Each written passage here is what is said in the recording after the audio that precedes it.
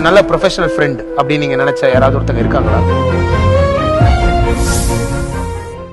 அண்ணே, இவங்க எங்கே போயிருக்காங்க தெரியுமா?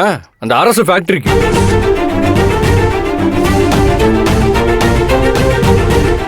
அந்த அரசு போய இந்த கலெக்டர் பொம்பளை இதுங்கெல்லாம் கூட்ட உட்காந்து திட்டம் போட்டுருக்குங்க.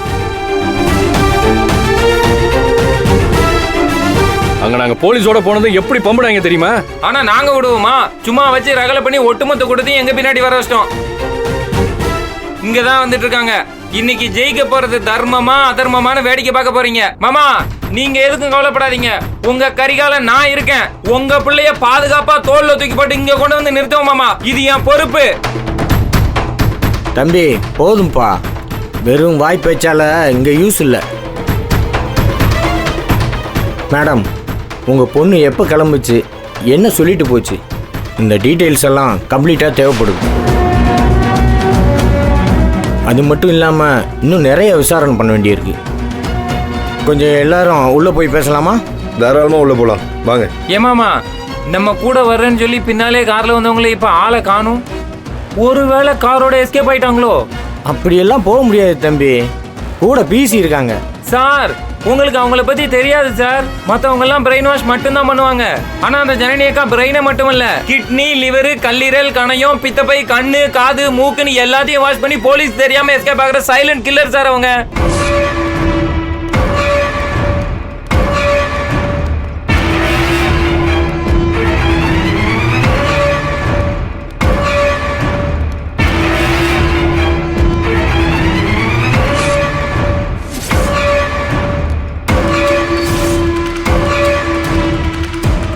பரவாயில்ல சார், உங்க போலீஸ் ஸ்ட்ராங்கான போலீஸா இருக்காங்க.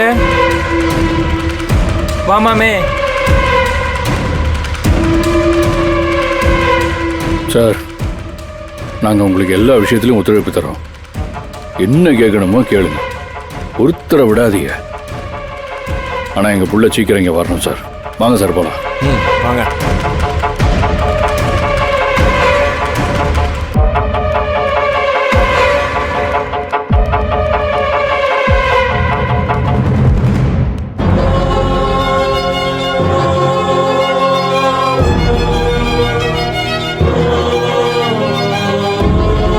ஜனனி, என்னது இது?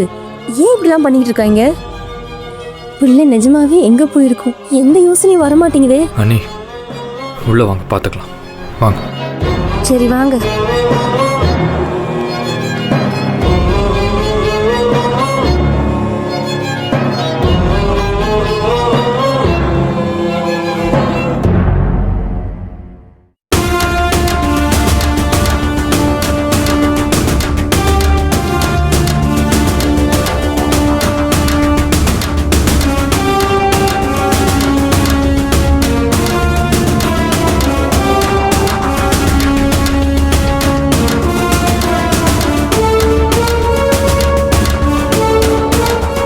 என்ன சார், யாரும் பேசாம நிக்கிறீங்க? சார், இங்க யாரும் பேச ஆரம்பிக்கிறதுக்கு முன்னாடி என் மனசுல இருக்கிறத நான் சொல்லிடுறேன். இந்தா மாடியில இருக்கார்ல, அவர் வீட்லயும் சரி வெளியிலயும் சரி அவ்வளோ கம்பீரமா இருப்பாரு. இன்னைக்கு கூனி குறுகி வெளியில தலை காட்ட முடியாதபடி இருக்காரு.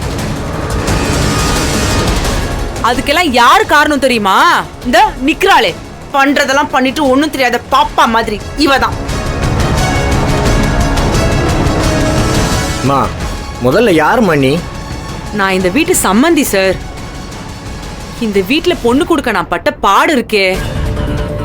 இந்த வீட்டுக்கு வந்த புதுசுல கின்னுன்னு இருந்தேன். இப்ப தேஞ்சு தேவாங்க நிக்கிறேன். அறிவு, எதுக்கு உன் இமேஜ் நீயே டேமேஜ் பண்ணிக்கிற? என்ன இழைச்சு போயிட்டா அவ்வளவுதான். மற்றபடி gold is always a gold. தங்கம் எப்பவுமே தங்கம் தான். ஆனா இந்த வீட்டுல நானும் என் தங்கச்சியும் பட்ட பாடு கொஞ்சம் இல்ல சார். எங்களை போட்டு படுத்துனாலுங்க பாருங்க சார். ஆனா இவ சாதாரண ஆள் இல்ல சார். ஏற்கனவே அவன் மேல போலீஸ் கேஸ் இருக்கு. தப்பிச்சு ஓடி போயிட்டா. நீங்க என்ன பண்றீங்க? முதல்ல அந்த கேஸ் எடுத்து விசாரிங்க. அப்பதான் இவ வண்டவாளம் தெரிய வரும்.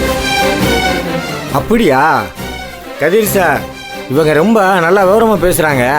நீங்க என்ன பண்ணுங்க, இவங்களை வச்ச இன்வெஸ்டிகேட் பண்ணிக்கோங்க. பார்த்துக்கோங்க மேடம். சார் சார் சார் அறிவு கட்டவில்லை. உன் நேரம் அமைதி இருக்க மாட்டேன்.